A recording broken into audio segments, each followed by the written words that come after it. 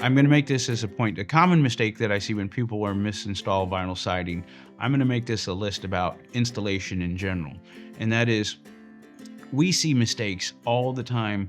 We sell window and siding jobs all the time to homeowners that have had windows or siding done in the last year or two.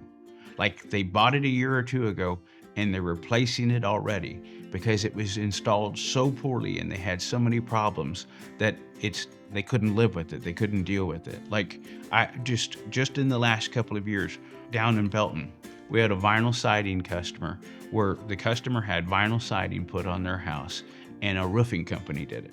And the roofing company was doing the roof under insurance because they had a hail issue and a portion of their siding was damaged by hail.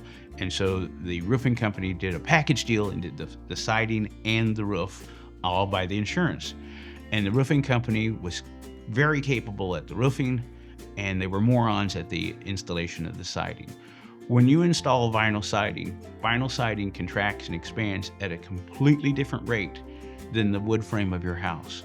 So when they hang vinyl siding, there's a slot system in the top of the vinyl, and you put a tack in the center of that. And the reason why you do that is, as the siding contracts and expands and the house contracts and expands, that slot system allows for the siding to move.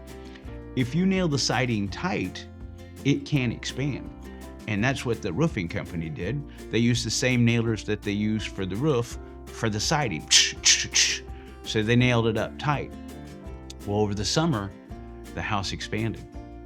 And then over the winter, the house shrank. Well, what happened when it expanded over the summer, it stretched the vinyl siding. And when it contracted, it now caused all kinds of bubbles and folds and warp and waves in the siding.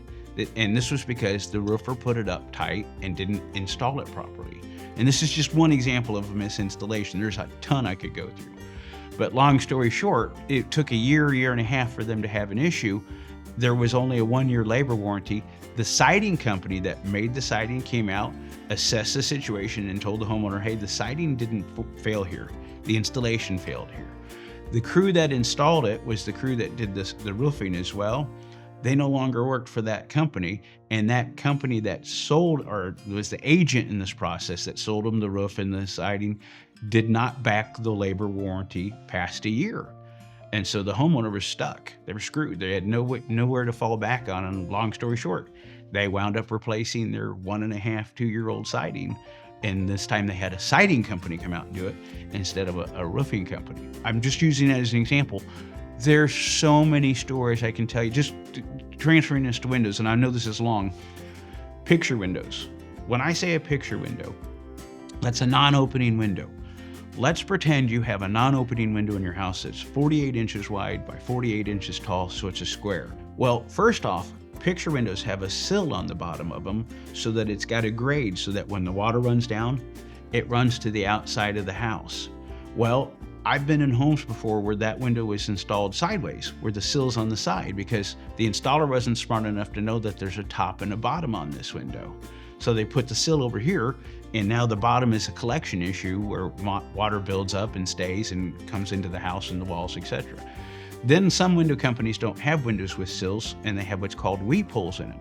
I've been in homes before where they installed it upside down, where the weep holes are at top. So when moisture gets inside the frame, there's nowhere for it to go except inside the house.